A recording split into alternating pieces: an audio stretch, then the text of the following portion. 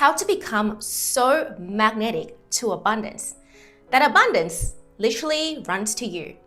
And in this video, if you are somebody who's looking to land that dream job in 90 days, you're looking to start that business that you've always wanted, grow your business, and overall have a beautiful life expansion in 90 days, then this video is essential for you to understand how to make abundance come to you. I'm so excited, so let's start.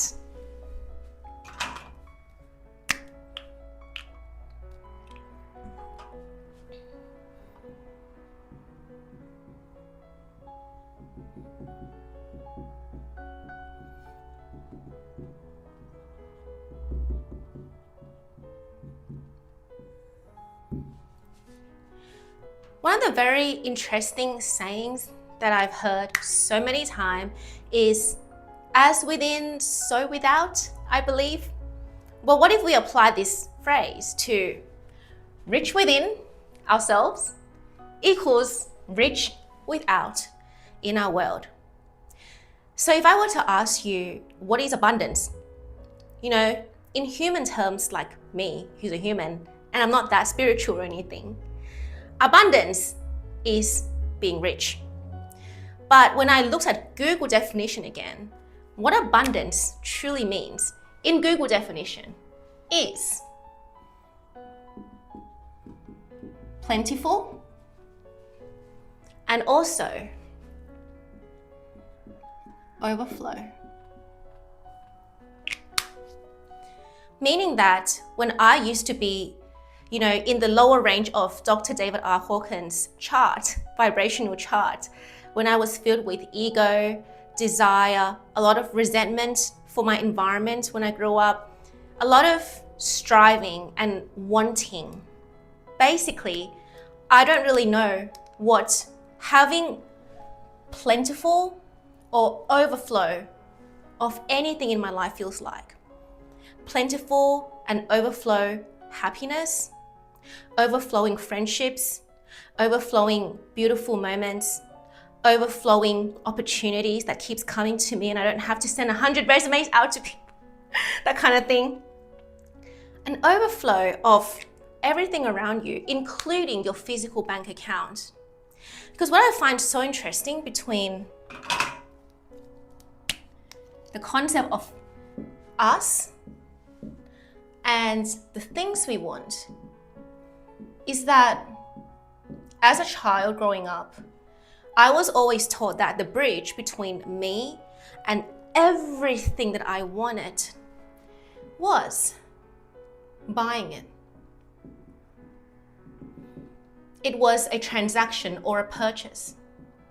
Meaning that, especially in Thailand, if you look at Thailand podcasts, which I still listen to, like long form podcasts by Thai financial gurus, they literally say in Thai, like, คุณเป็นใครถ้าคุณไม่มีเงิน which means that who are you if you don't have money? And I get it that in different environments, in different cultures, that is absolutely true. But if that suddenly becomes a truth for you that I am nothing without money. Well, if internally you feel like you are nothing without several figures in your bank account, then guess what's going to happen without? Opportunities, friendships, jobs, people that can give you jobs, people that can literally get you paid 6 figures. They're not going to literally come into your orbit at all. You're not going to, even if you walk past them, you won't even see them because your field is now way too shut off. Like a vibrational prison where you can try your best to escape that vibrational prison and everybody could be standing in front of you or sitting in front of you, but you just can't access it because within you're like, I am nothing without money. So we have to change that. We have to absolutely change that, and we're going to do that right now. So let's go.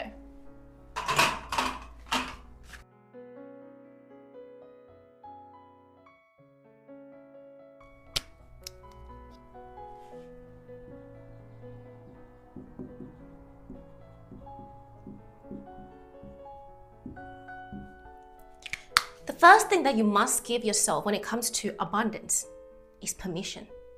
And not just permission, I'm talking about self-permission to be rich within. Seriously.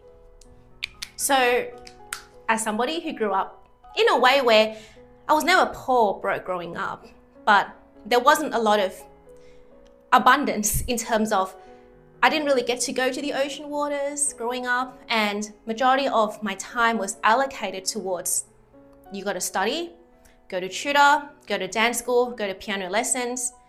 So even though objectively everything looked good in my life and people would be like, well, Patty, you have such a good life. But internally, I never gave myself permission to feel rich, overflowing with happiness and having plentiful of things to give to others, of beautiful vibration, beautiful feelings to exchange with others, because inside I felt deprived. So the thing is, if you feel emotionally deprived of anything, whether that is you feel emotionally deprived of love, and there's a scarcity of people that's giving you unconditional friendships and love the way that it used to be for me, and there's always scarcity in I have to earn all this. And the interesting thing is, as when I was growing up, you know, our society, even going to university, there is a scarcity of people that go to a university that literally propels you forward. So at the time, only about 20% of the whole cohort made it into a top university, but only 10% went to Sydney Uni.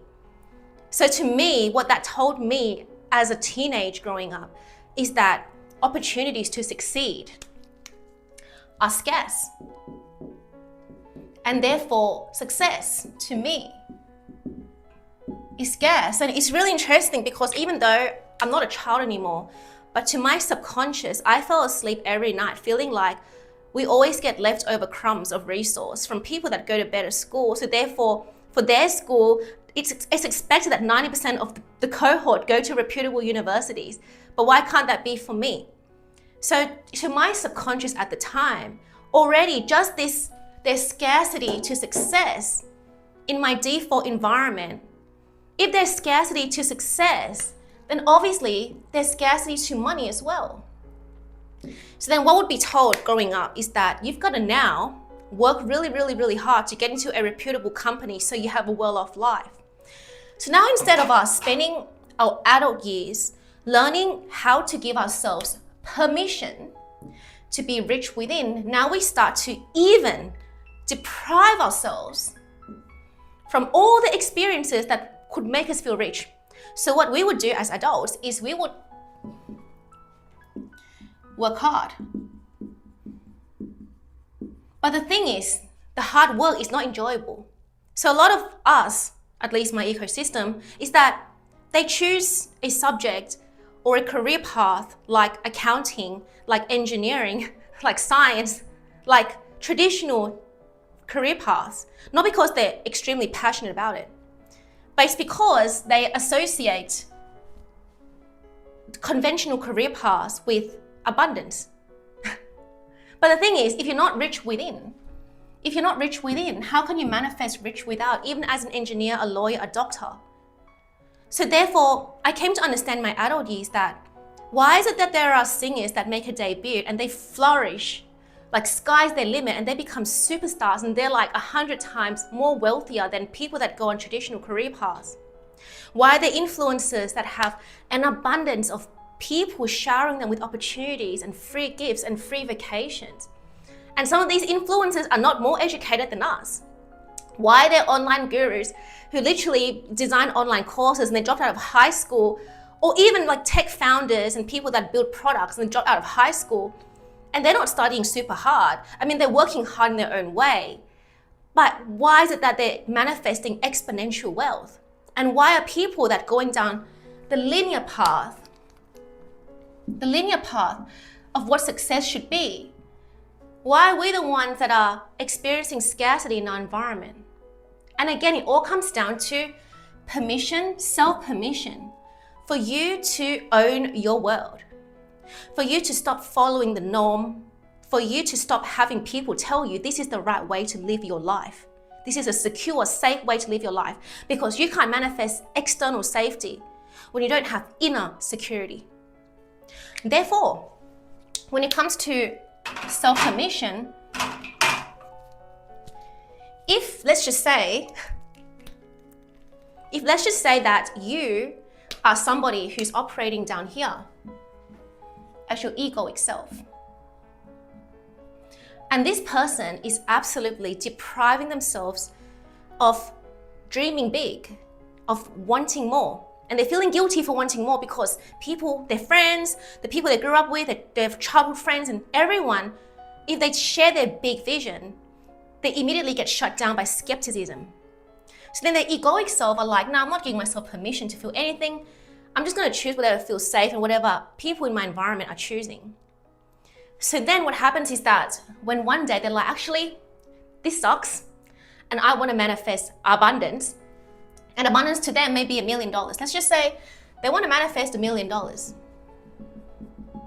So they go on to learn.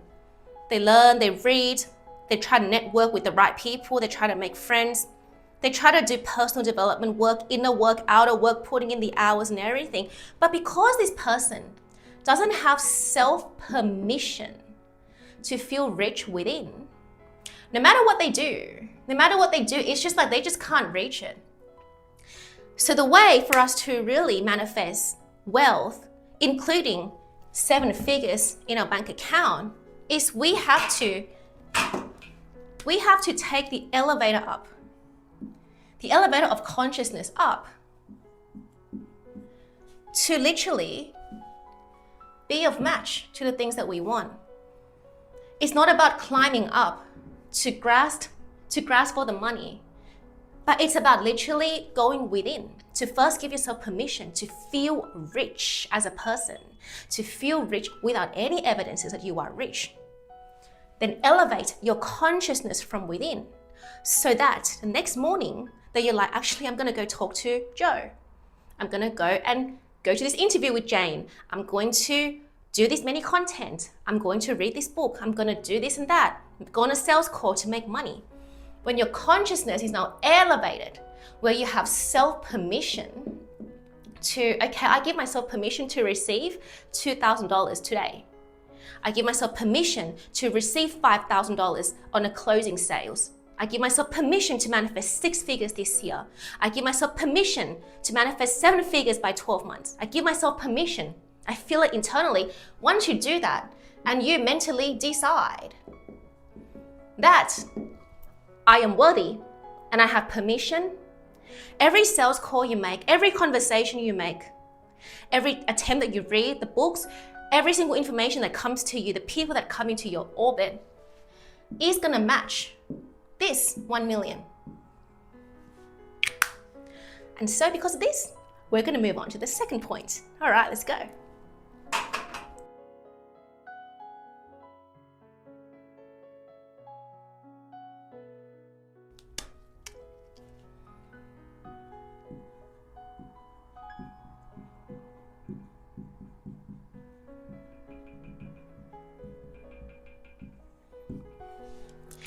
The second thing that really fascinates me about life is the concept of rich experiences. Because the thing is, as somebody who swims regularly, for my whole life, I couldn't swim until I was 28. And the more I don't know how to do it, the more I don't know how to do it. And the only way for me to cross that bridge between someone who can't swim for her whole life, and it has the story that because you are you, Patty, and you're not an athlete, you didn't grow up near the ocean water, and you're not that competent as a child, of course you can't swim. And in order for me to override this limiting belief about my swimming, it means that I have to literally gift myself the experience of being able to swim multiple times. At this point, I'm doing it, I don't know, close to 100 times, I guess. For 4 years, I dedicated myself to gifting me at least the experience of swimming successfully.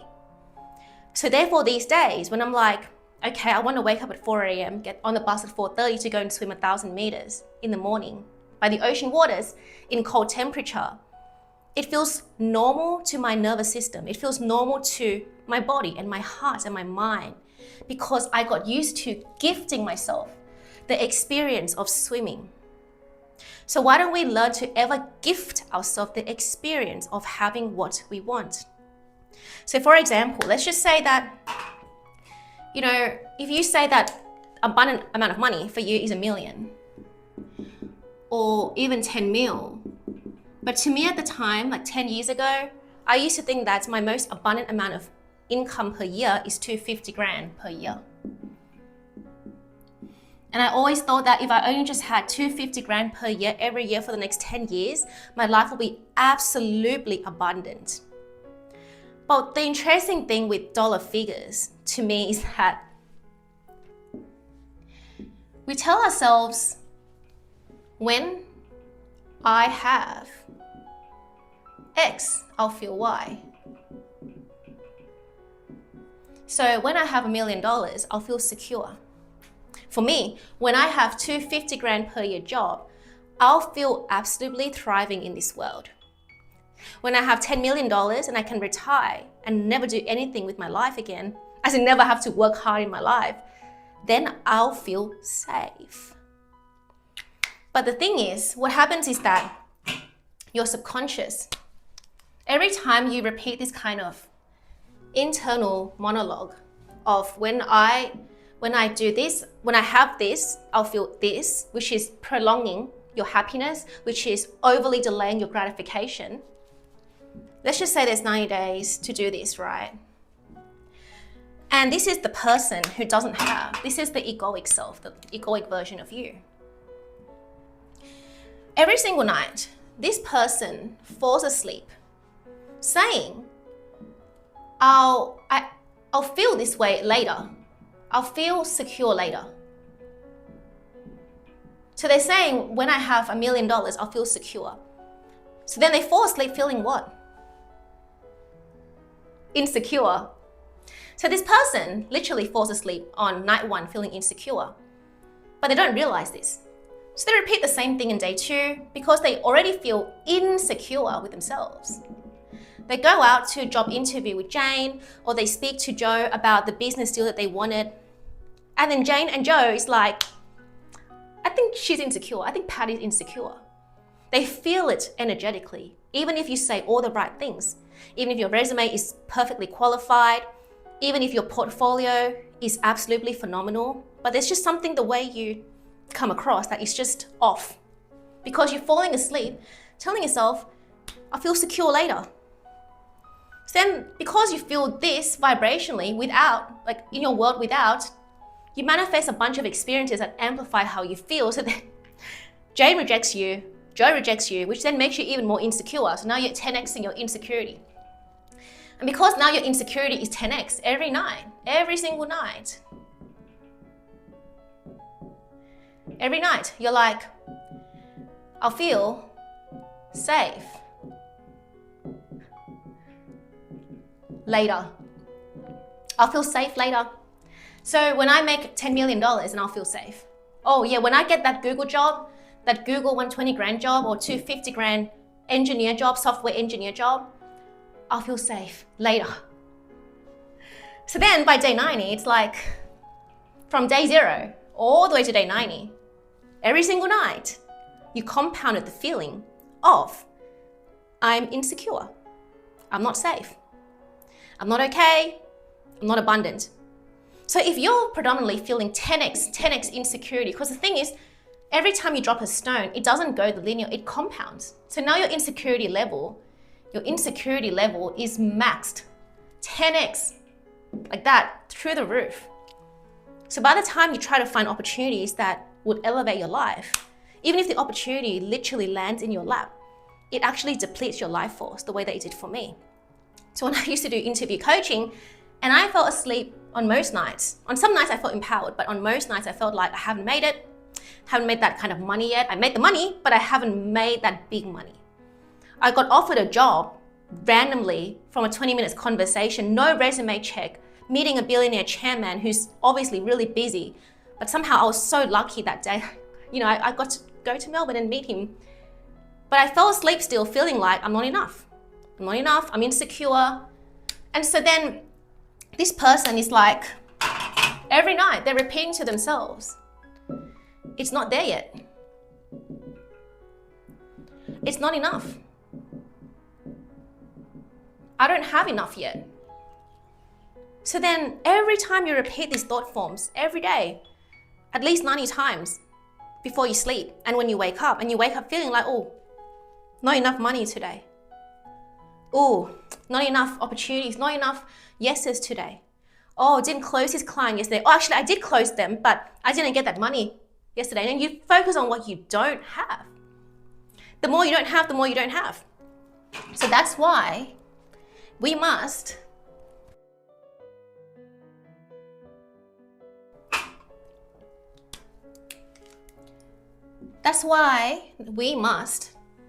start to take some ownership of our own life seriously from within, without waiting for mom to say, you know, Patty, you're ready to make a lot of money, without waiting for dad to say, I understand exactly what you're doing, or that my dad's awesome, but without waiting for people in your life to fully get you, because they might love you, but they don't understand your vision because it's different time periods, they grew up a different way, and they don't fully understand where you're going.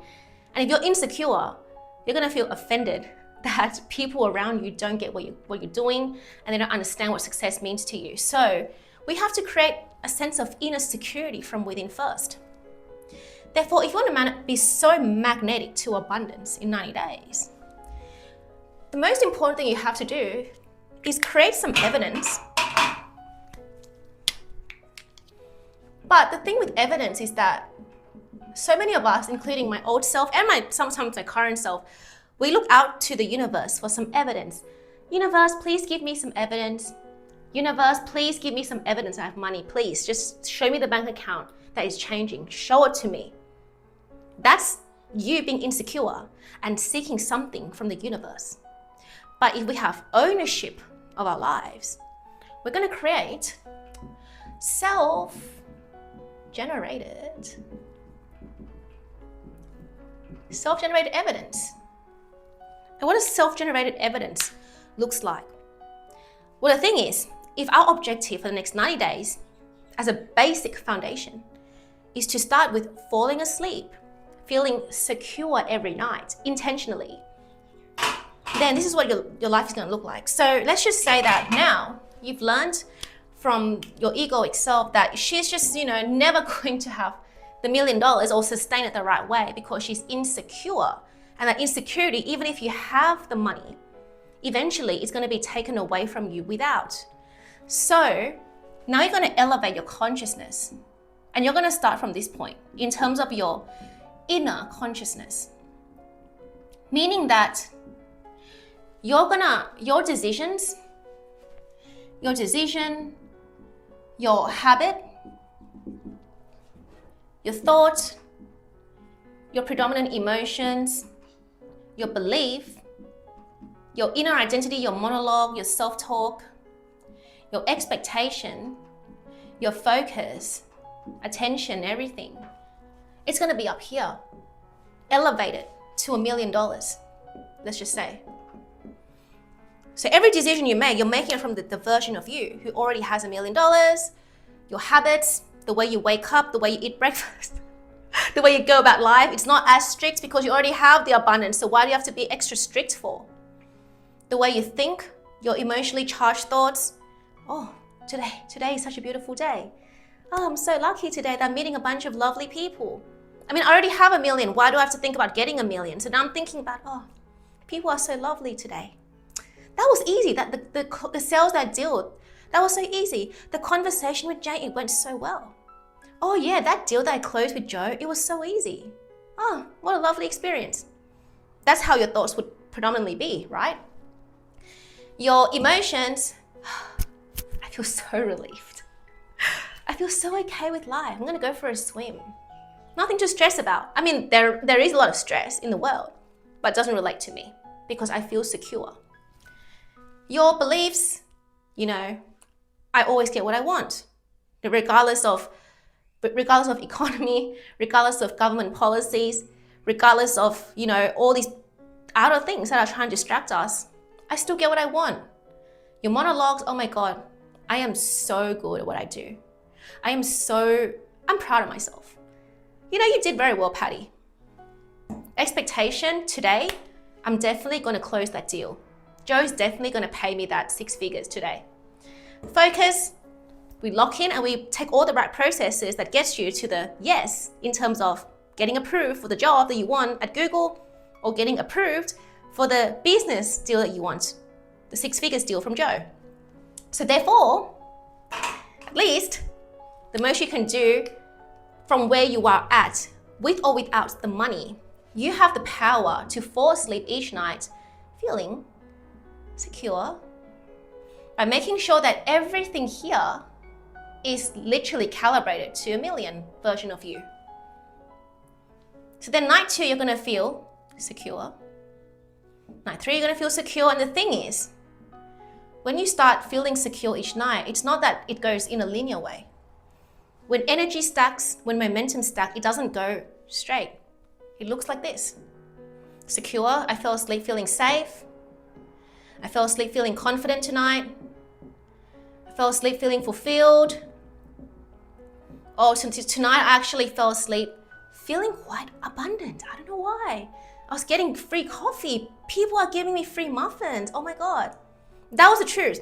Like there were some days where I felt really good in my body and I was happy. So then suddenly I was just smiling and being nice to people. And because the shop was closing, I just wanted a $4 muffin. But then because the person was like, you know, like, how are you? Who are you? Like, why are you here today? How's your weekend? And I had a beautiful conversation with them. They were like, you know what? Yeah, just have another muffin. So I got a free muffin.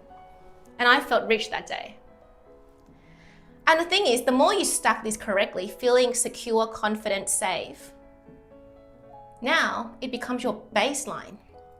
You start to skyrocket the momentum of feeling all these feelings. And guess what all these feelings, if you can summarize these feelings in one word, what is that word?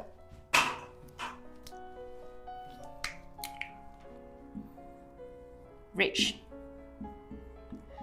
Now, how does this lead to rich experience?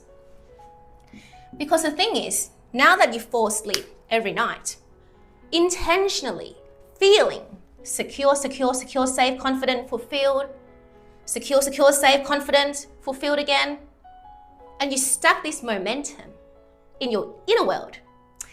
Well, if you're rich within, you're going to start seeing riches without. So for me, what started to happen was that this year at least, because I did the very best to my ability, no matter what my bank account was showing me, I intentionally feel rich every night before I fell asleep. So I started getting free things. So naturally, you're gonna start manifesting free things, like free earrings from my cousin. She gifted me a free earring.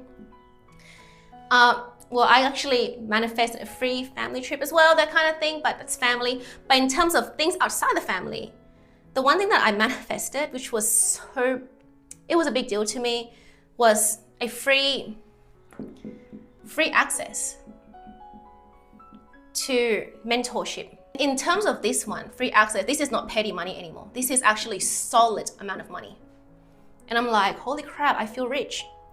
But not only do you get gifted free things, like as a woman, when you go on a date as well, like it's natural that you get free, like the guy pays for you, but you have to see that as a win, that at least you're still being given free meals, free car rides, free this, free that. Even as a man, like I understand like this is something in dating, it's normal to receive this, but you've got to acknowledge everything that feels insignificant, like a free car ride, a discount on this, a coupon on that, $15 saved here. Oh wow, they gifted me this free car, this free earphone, and you've got to magnify that because it shows you that your life is rich. You're rich. So free this, free that, to eventually I started getting free access to one product, one service, like that is not petty money anymore. So I was like, holy crap, I think my momentum is going this way now, from now on. But besides the free things that you acknowledge that you've been receiving, what's gonna also happen in your reality is that you're gonna be inspired to take yourself to experience premium experiences. So for me, all it takes for me is, $20 Opal, to take the bus and train to the location.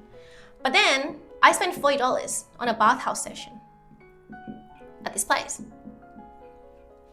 And the thing is, when I go to this bathhouse that's cost me $40 in the morning and it's a silent bathhouse, I feel like I just spent a few grand on it. It's a premium experience for me. So even objectively, it only costs $40 to get into that room for 90 minutes and do sauna and cold plunge and sit in the cold plunge for 10 minutes. So therefore, after that, I felt insanely rich. And you feel like, wow, it's such a beautiful moment here. You stop depending on a 3D reality to prove to you that you are already rich as you are. So then I do things like $6 coffees in a 5-star hotel. And because there was a time where I literally just can't spend on a meal at a hotel, I would just still go to the hotel and spend $6. And I know that sounds really stingy and Asian and, but for the sake of raising your self-worth and for the sake of normalizing gifting yourself, enriching experiences, what starts to happen is that you start to normalize already feeling rich, not just before bed, but in your waking life as well. So if you choose like a favorite hotel, a favorite cafe, a favorite hotel lobby, like for me, like Park Hyatt kind of thing, which I understand that everyone lives in a different location and country and access to these things are not really easy, but you find what works for you and you go to the place that makes you feel elevated. If you can't afford, at least for me, can't afford to go to Bali right now to a premium villa, so you find a substitute of the places and experiences that would feel just as if you already spent money traveling elsewhere. Now, this is not about lying to yourself, but it's about calibrating your nervous system to be able to receive rich experiences. And what does rich experiences mean? Experiences that amplify your confidence. The experiences that amplify your inner security that, well, at least the world hasn't shown up for me, but at least I showed up for me. I took myself out to have coffee at Double Bay. I took myself out to these places that makes me feel amazing because the people surrounding these places are amazing people. So therefore, instead of you literally waiting for the day that, when $1 million come, I'll give myself permission to go and see the sunrise by the ocean waters. But why? Why do you have to wait for it? If you can afford to, if you have some money to take the bus and trains or the ferry to go and see it, then you do it now for yourself. And when you create that self-generated evidence, not only do you fall asleep each night feeling secure by meditating and rewiring your subconscious, but now you also double down on that by creating actual tangible evidences in the real life. That at least I took myself to a place that makes me feel rich. So now it's not just like, inner work. It's not just that, but you're coupling this with outer work combined. Now you have supporting evidence. I've been to Double Bay, that place before. I've been to Park Hyatt before. I've been here before, there before. And you use whatever you can, like $6 on a coffee. Like they sometimes let you. But at least your subconscious remembered that you've been there, you've done that, just like you would if you were a millionaire. And that is going to lead us to the third point. Let's go.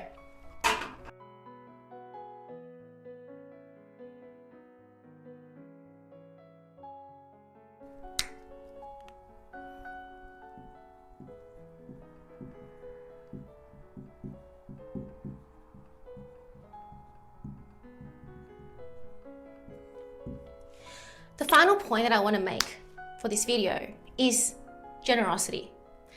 Because I found that as much as we can follow the internet guru that tell us to lock in and isolate ourselves and double down and work really hard in a room alone, which I've done, and it's absolutely effective, but a part of all of us, we crave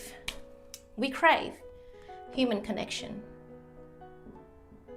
So therefore, sometimes you go about your journey, and depending on your default ecosystem, people have different life perceptions based on how they grew up and what they've observed and what they've internally experienced over and over. So if somebody has internally experienced observing people they love working super hard for crumbs of pay, if people in your ecosystem grew up telling themselves, I have to work at this company to be successful. I have to get a job at Google to be abundant. I have to get a job at Combank to be abundant in the next 10 years.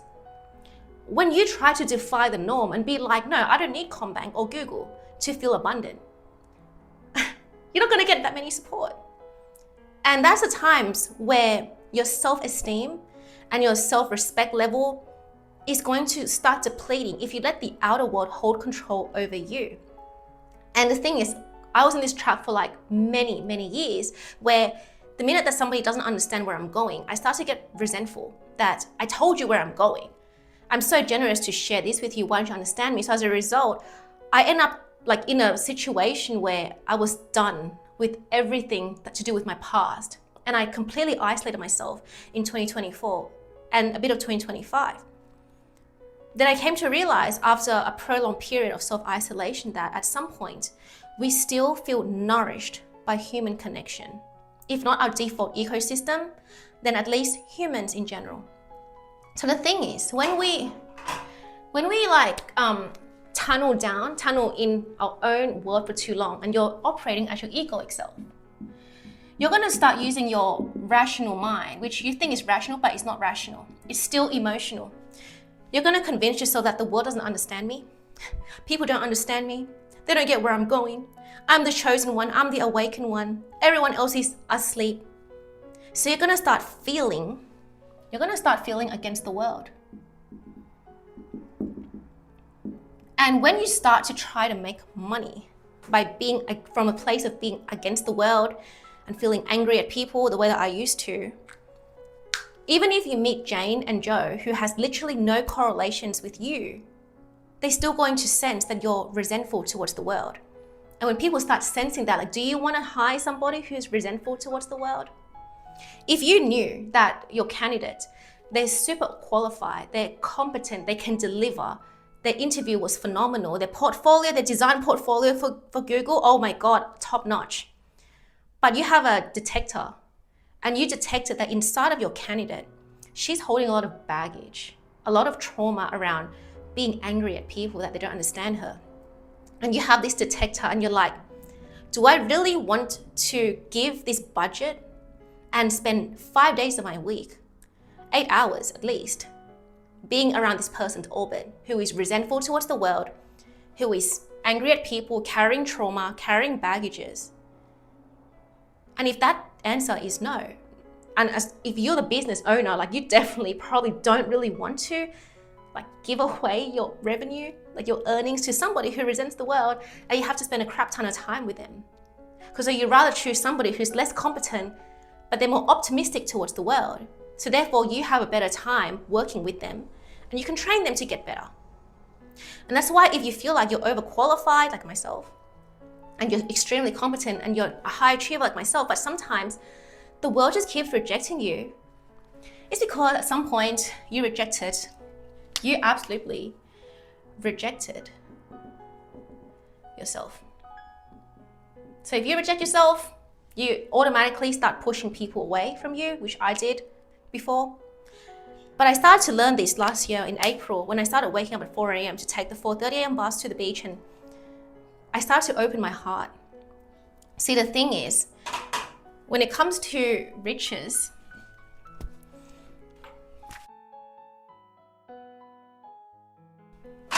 when it comes to feeling rich, I'm 100% sure that after you earn your $1 million or 10 mil or 100 mil, you're gonna want someone to share it with. I guarantee. So the thing is, if your objective is to earn $1 million and you're trying to go about it the same way that I did, as in like lone wolf, you're a lone wolf and you're trying to strive to climb to this pedestal. But along the way, along this journey, you are so lonely and you feel like you are against the world and you have to fight alone the way that I felt for a long time. And you feel like people don't get me. So let's just say that the path to you and 1 million is, let's just say 12 months, so 365 steps, let's just say. because you're super good now, you're super competent, and you're taking 365 more steps to get to the final breakthrough. But on every single step, you fall asleep feeling insecure about yourself. You fall asleep feeling unsafe because people from your past experience don't understand you. So you think that just because people in your old default ecosystem don't get you, that people that you meet in the future as the future version of you is not going to get you, which is not the truth. If you start to spend 365 days feeling absolutely emotionally deprived, even if you do hold $1 million, do you really think it's going to stay with you in a pleasant way? Or are you going to start allocating this $1 million to clubbing with random people, hiring, what do you call those? Like, not sugar daddy. So you're the sugar. So you're going to start hiring people to go out with you now because, you don't have real life connections. Are you going to start trying to make friends by paying for their things? So you have to pay people to be your friends? It's completely different. Because the thing is, people in that world have the money. But do you really think they live an abundant life that stays filled with like inner harmony, fulfillment, satisfaction? Not really. So therefore, what I learned with this experience as well what I interestingly learned about being happy as a baseline and going out there when I interact with people who sell me things at Woolies, who sell me food at Macca's, who I exchange money with when I buy an earring, or when I go to a dress shop and people are asking me, can I help you with anything?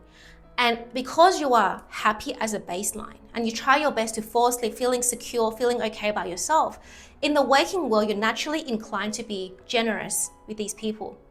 So when it comes to service workers, people that serve me coffee, people that serve me food, and I literally sit there and I watch people in peak hours make the coffee, and I tell myself every time that I have to be nice and generous to them because I'm so lucky that in this particular hour, I get to be the person sipping the coffee and not the person having to make multiple coffees and be under pressure. So I remind that to myself all the time. And with this mentality, because my parents, they spent 20 years working in a restaurant, and I grew up working in a Thai restaurant, I know what it feels like to be really pressured in peak hour and having to serve your clients. So what I try to do to the best of my ability is to share a generous smile. The least I could do to anybody who is busy, who is having a crap day, who's walking past me, who's making coffee for others, who is serving others, is to share a free smile, because a smile to me doesn't cost any money. All it requires from me is for me to fall asleep feeling secure within myself, so that in my waking world, I am not walking around like a grumpy bitch who hates the world. Because the thing is, let's just say that this gentleman, he's a company founder and he has $100,000 budget to hire you. While this gentleman here, he doesn't have anything to give you. But what he does have to give you in return is a smile. And I'm going to name both these gentlemen Joe, both Joes. This Joe, who is broke Joe, and wealthy Joe, to you, they are two different people. But even like in the other content creators who talk about this, that everyone is pushed out and we are all the same, droplets of the entire ocean in different bottles. I get that, but in the simple human terms, the way that you'd make broke Joe feel, if you make broke Joe feel like he is seen, then it is very easy for you to make wealthy Joe feel seen. Because fundamentally, what do humans want to feel? Humans want to feel appreciated, seen, understood for who they are, and not for what they have. The thing is, I found that because I was broke for a while, but what I can do is smile at people and be nice and have a nice conversation with people and thank them and compliment them and congratulate them. That's the least I can do. When I met a lot of people who, they're not broke, but let's just say that you meet broke Joe, but you don't judge him. You don't judge his character because of his wallet, but you judge his character based on who he is as a person.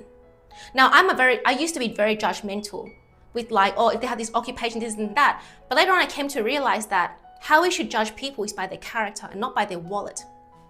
So I stopped judging people by their wallet. And I assume that if I smile at people, they're gonna smile back at me, and they always do. So I just generally smile, or I just have a calm energy towards them. So it's very rare now that I would chuck a piss at people for no reason like I used to, because I'm angry with myself. And if, let's just say, broke Joe starts a conversation with me, which I have had homeless people like want to talk to me, and I'm just neutral in the moment, like I don't judge, I don't feel anything, and I'm not in a rush. Even volunteers are trying to sell you things. Like, even when I'm in a rush, I don't reject them in a bad way.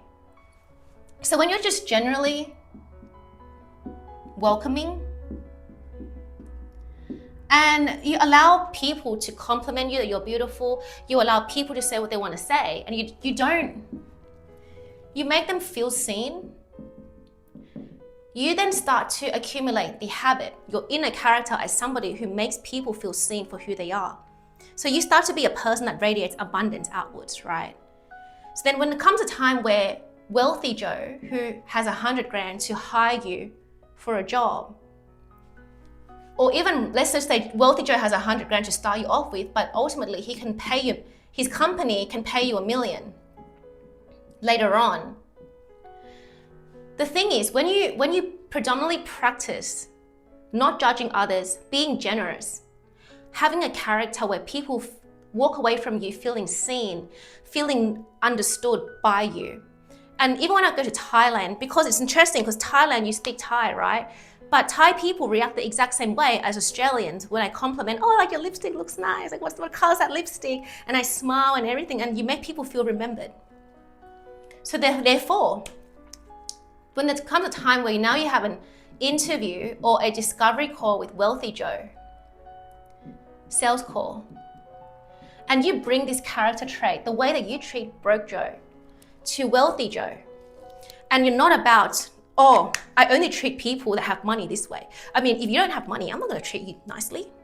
If you don't have 100 grand to pay me, why should I be nice to you? Why should I smile at you if you don't have 100 grand to pay me? Why should I have a nice conversation with you if you have nothing to give me? You're not going to carry any of this attitude towards wealthy Joe. And people with money, like, how do they feel? They want to be seen for who they are, not for the money that they have. So then when you start to normalize giving people generosity because you are generous to yourself from within, ultimately you're going to be natural with wealthy Joe. So you're going to naturally not judge. So you're not going to judge, oh, wealthy Joe has 100 grand or $1 million to give me, let's put him on a pedestal. But you're going to treat wealthy Joe as an equal. So therefore the conversation, you're going to be fully present in the discovery call or the interview. So instead of you focusing that wealthy Joe has to give me this money today, he has to pay me today, he has to sign the contract today, he has to approve of my position in this company today, naturally you're going to take this practice muscle memory of being generous to people that have nothing to give you to the person that has something to give you. So then wealthy Joe's like, what the hell? Ooh, she's quite nice. She's quite sweet. She's quite lovely. And then he looks at your resume or your portfolio and he's like, oh, she's more than qualified. But her character is just phenomenal. She has an amazing character. She seems very not needy. There's like zero desperation. There's calmness. She makes me feel calm. She makes me feel seen. She makes me feel inspired. Damn. She reminds me of my youthful day. She makes me feel more youthful. Her energy is contagious. There's just something about, I want to work with her. I want to hire her. This budget I have, I'm going to invest in her. I want to invest in her. That's how wealthy Joe is going to think. But the thing is, you can't fake it. Like, you can't just pretend to make him feel seen, but then you go treat other people like crap. It has to be natural to your character, like swimming.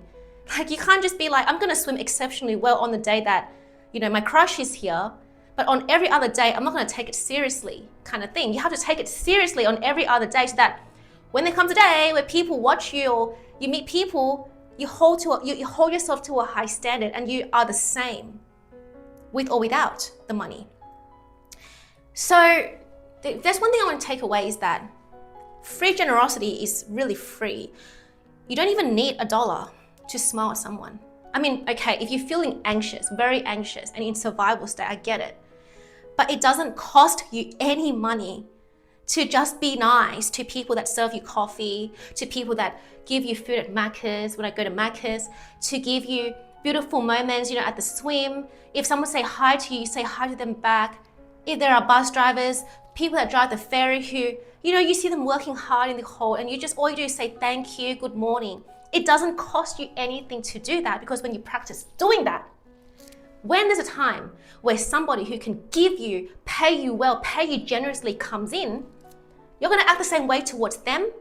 They're gonna feel like you are rich from within, so they're gonna wanna work with you, associate themselves with you, and therefore you become materially rich. I mean, are you gonna be rich if Joe's company gives you $1 million contract? You're gonna be more richer than you were. And that is how you manifest abundance and become magnetic to abundance. Whew, okay, so I'm gonna be offering you a coaching service soon. And I have a waitlist down below, so I would love for you to fill out the Google form if you wanna get in touch with me. And my purpose is to help high-achieving women reach their tipping point in 8 to 12 weeks by breaking or raising their inner worth ceiling. Once you raise your inner worth ceiling, no matter if you talk to broke Joe or wealthy Joe, they're both going to want to be a part of your world and give you generosity, generous pay, and abundance in general. So, hope you enjoyed. See you soon. Bye-bye.